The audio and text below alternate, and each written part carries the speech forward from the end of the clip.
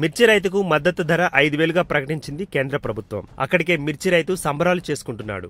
అన్ని ఖర్చులు పోను నిజానికి రైతుకు మిగిలేది చాలా తక్కువేనని అందరికీ తెలిసిన విషయమే. కానీ చాలా మందికి అదే మద్దతు ధరకు కొన్న మిర్చిని ఎంతకు అమ్ముతారో తెలిస్తే షాక్ అవుతారో ఏమవుతారో కానీ కొన్ని నిజాలు మాత్రం మీ ముందుంచే ప్రయత్నం చేస్తున్నాం. సూపర్ మార్కెట్స్ లో 200 గ్రాముల ఎండుమిర్చి 50 రూపాయలు. ఈ లెక్కన కిలో 250 రూపాయలు. కింటా ఒక్కింటికి 250 రూపాయల చొప్పున 25,000 అవుతుంది.